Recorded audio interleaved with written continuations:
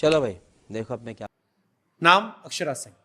हमारे यहाँ पॉडकास्ट हुआ, उस पॉडकास्ट में वो रोई भी और हजारों बातें कही, जिसके बाद उस पॉडकास्ट पे हजारों कमेंट आज भी पड़े हैं, जिसपे लोगों ने कहा पूछे, जिसमें कहा गया कि रहना है तो औकात में रहो, नहीं तो बाहर जाओ। वो वीडियो कॉल पे बात कर रहे हैं, कहा गया बाहर खड़ी रहो। कोलकाता में गए, हंगामा कर दिया, स्टेज पे जबरदस्ती पैर छुआया गया और अनलिमिटेड बातें आई, मतलब ऐसी हजार बातें जो उस पॉडकास्ट में आई। और फिर ये भी कहा गया कि आखिर में उन्होंने कहा कि क्या गलत हो गया, और जब मैंने उनकी बात नहीं मानी, हाँ ये भी वर्ड था कि वो शादी कर ली और he wanted to keep me as a side में, और जब नहीं मानी मैं तो मेरा करियर खराब कर दिया गया, इस वजह से मुझे एक्टिंग छोड़ के सिंगर बनना पड़ा। बहुत बहुत सीरियस एलिगेशंस हैं, और उसमें वो रोई भी हैं, बहुत भावुक भी हुई हैं, और बहुत सारी बातें आई हैं। और तब से मुझसे आपके फैंस कह रहे थे कि आप जब भी मिलेगा लाइफ में तो ये जरूर जिक्र कीजिएगा, क्योंकि ये बहुत सेंसिटिव टॉपिक है। अरे बाप रे, ये तो धोती खोल रहा है। भाई साहब, जो चीज सो गया है उसको हमसे बुलवा के फिर से क्यों जगाना चाहते हैं? एक बार कहकर खत्म कर सकते हैं आप, वंस फॉर ऑल जिसे कहते हैं ना कि सर क्योंकि यही है ना, ये अभी साल भर के अंदर ही घटना, ऐसी भी नहीं पुरानी बात ही है। यही है ना कि बोल देने से खत्म नहीं होगा, फिर से शुरू हो जाएगी। नहीं, उन्होंने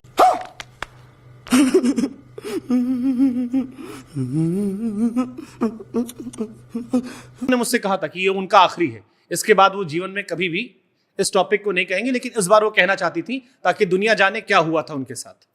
100 बात की एक बात, जब सब बना के ही बोलना है, सब जब दिमाग से ही बोलना है, तो उसका सर मैं बोला ना कि हर बात का सफाई नहीं देना चाहता। भगवान के घर में देर है, अंधेर नहीं। मैं क्या हूं, आप क्या हैं, हमारे बाप दादा कह गए हैं कि बेटा दीवाल का भी कान होता है।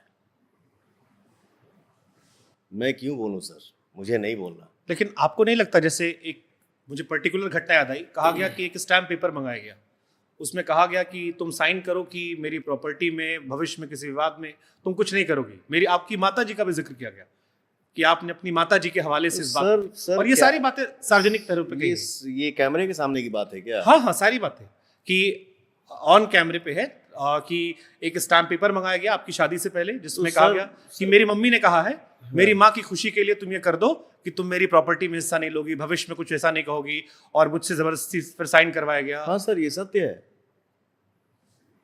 जो सत्य है मैं बोलूंगा, बोल ही दूंगा, ये फैक्ट है। पवन जी, बहुत और ये बातें क्यों हुई, मेरी माँ ने ये बात क्यों बोला, काहे बोला, ये भी तो सोचना चाहिए ना।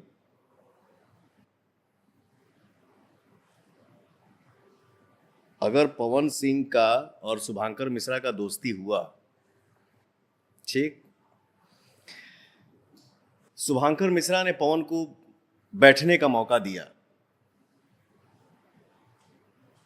भोजपुरी इंडस्ट्री में मैं नहीं बोलता सर, लेकिन होता है, मजबूरी हो जाता है कभी कभी बोलना। आप अपने जो आप चैनल चला रहे हैं उस पे लिखिएगा कि भोजपुरी का सलमान खान कौन है, या ये गूगल पे ही सर्च कर लीजिए, वो दिख जाएगा आपको।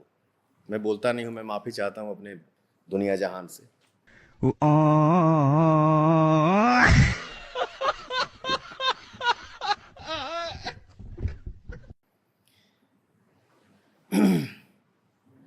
इतना तो जरूर है सर,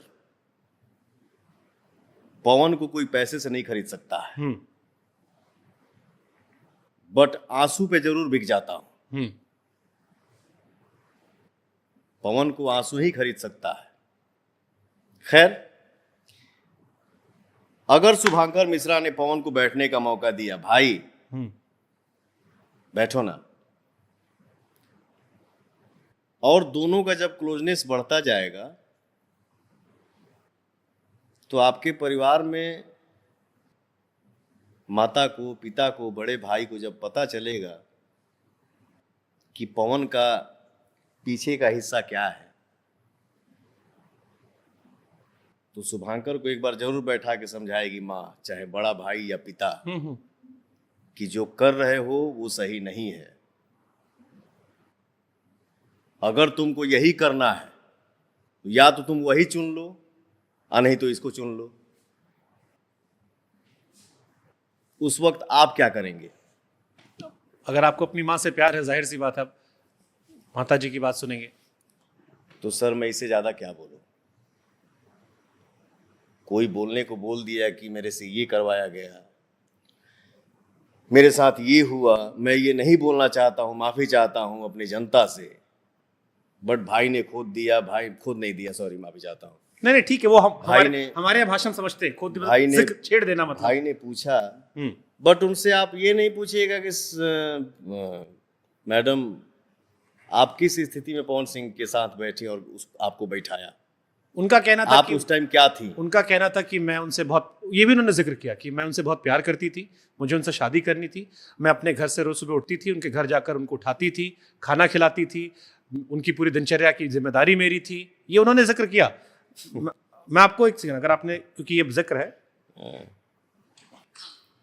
भैया, लास्ट डे जब उनसे बात हुई थी, रहना है तो औकात में रहना पड़ेगा, नहीं रहना है तो ये भी फैक्ट है, रहना है तो ढंग से रहिए, नहीं तो नमस्ते प्रणाम करिए, ये सत्य है। आपको जो लगेगा आप वो करिएगा। अब मैं उसको एक्सेप्ट करते जाऊं, नहीं कर सकता।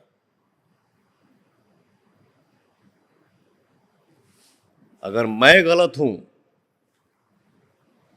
तो गर्व के साथ जाइए, आप भी गलत करिए, बट मैं सही हूं तो आपको मेरे हिसाब से ही रहना होगा, नहीं तो प्रणाम। जो बातें आपने बताई, सॉरी, उन्होंने कहा, आपने सुना, दुनिया को भी बताया गया। तो फुट फुट कर रोई थी, बहुत तेज तेज रोई थी, और उस इंटरव्यू के कई हिस्सों में हमें ब्रेक लेना पड़ा, इतना ज्यादा रोई वो। अब क्या है ना, एक लड़की एक औरत के बारे में एग्जाम्पल दूंगा तो सब कोई अपना अपना पे ले ली, ये भी नहीं बोल सकता। मैं सबका सम्मान करता हूं।